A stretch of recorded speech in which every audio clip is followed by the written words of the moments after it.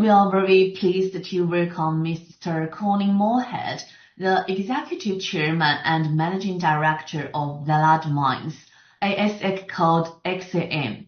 Colin is here to share insights on Xanadu's recent PFS outcome and updates. Welcome, Colin. Thank you for joining us. Hi, Hannah. Thank you for having us. Can you please summarize the key conclusion of the PFS and major changes to the updated MRE? Sure. Well, the PFS has recently been completed, which is a major milestone in our joint venture with Tsagaan. It resulted in a much bigger mine than was described in our scoping study. So it's a 29-year mine life that will produce, on average, 74,000 tonnes of copper and 165,000 ounces of gold over that entire period. That is underpinned by a mineral resource and ore reserve. The mineral resource grew to 2.2 billion tonnes, containing 4.7 million tonnes of copper and 11 million ounces of gold, off the back of a lower cut-off grade as defined by the pre-feasibility study. Our mine plan has us producing, treating 1.2 billion tonnes of material over that 29 years, and it generates a very good outcome financially and physically. Amazing numbers. Seems like metallurgy is a big opportunity for the PFS. What will you recommend to Tsagaan as key items for further investigation? Oh, that's a very good question. Yes, so our copper recoveries are in the low 80%. We believe that there is a real opportunity to improve copper recovery through more test work on pyrite suppression and other technologies. I do know the Tsagaan research labs have a speciality in that area, and we will be looking to leverage off their capabilities in the next stage. We also have silver in our concentrate, which is currently not in our economics due to the fact that we don't have a JORC resource to back up our silver estimate. So we'll be doing work on that. And we also have oxide material that we were hoping to bring into our base case as a uplift opportunity. We were unable to source sufficient quality and price of asset to put into that, so we left it out of our base case, but that's a real opportunity to add as well. So there's some real metallurgical opportunities still on the table for this project. Why are you only mining such a small part of the total resource? What would it take to upgrade 27% of the open pit mine plan deemed as inferred?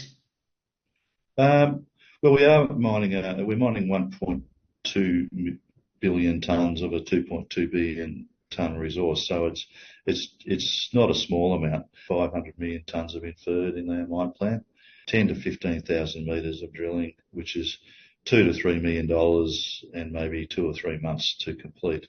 And that will be included in our scope for the next phase. Thank you. What are the biggest construction and operational risks? What have you learned from other mega mines in South Gobi, Mongolia? We have learned a lot from watching the Oyu Tolgoi, Rio Tinto's giant deposit, which is just down the road. There are lots of similarities between those two mines, so it's been a good benchmark for us.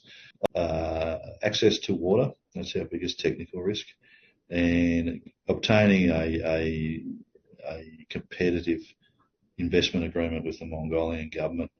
Both of those two things will be addressed in the next year, and I've recently talked to the Minister. He's here in Sydney for IMARC, and we'll be certainly continuing that conversation with the government and looking for their help with both of those two issues. What's the embedded value of gold and potential silver byproducts? Does this open the door to more external interest? Yeah, it does. Obviously we're producing a very good copper concentrate. It's a high quality copper, very low impurities, and very strong in silver and gold byproduct credits. That creates a lot of interest from royalty and streaming companies who like the precious metals. And we're talking to those parties. Ultimately, however, about 10% of our gold goes to Dore and will be marketed in Mongolia through the bank system there. 90% of our gold and 100% of our copper will go as a concentrate down to smelters in China. With Tsagaan as the operator, what's the budget and its split between exploration, early works, and studies? How will Xanadu fund its share? Oh, that's a very good question. As Xanadu have taken over as operators, we spent last week in Mongolia with them, working through the details on that. The budget for the next phase is not yet finalised. It will include bankable feasibility study on the technical aspects. It will include exploration, particularly at depth, to see if we have a potential block cave underneath our open pits to extend the mine life even further or to bring production forward. It will be more work on water in terms of drilling water bores and establishing bore fields, as well as ongoing work with community and government to obtain the necessary social and legal license to operate. I haven't seen the budget yet, but I would anticipate that's roughly $50 million over 18 months or so. But it's the ball is in Tsagaan's court to put that budget scope and schedule together, and we will work with them to get that approved. In terms of funding, we're a little company with a big project. We have a very good partner in Tsagaan, and we are in discussions with them around our options. We have effectively three options. We have a put option, which is at our discretion, to sell them half of our half for $25 million, and there'd be a loan carried through to commercial production. That's one option. Another is for us to find funding to fund ourselves deeper into the project, and we have appointed Bacchus Capital to look at all avenues for us to stay whole, if you like. And of course, there's a third option where we could sell either the asset or the company to a third party, be it Tsagaan or someone else. So all of those are in front of us, and we're keeping all of those options live at this point in time. Thank you for sharing. So what's Tsagaan's end game? Their chairman mentioned that he regretted not buying all the Ivanhoe. The joint venture was formed as an appropriate vehicle to take the project forward 18 months ago, and I think we've got to the outcome of a pre-feasibility study. I'm sure that Tsagaan are not happy sitting on 38.25% beneficial ownership of the project, and would like to take that up as high as they can. There are some minority parties outside of our joint venture that hold 24% of the project.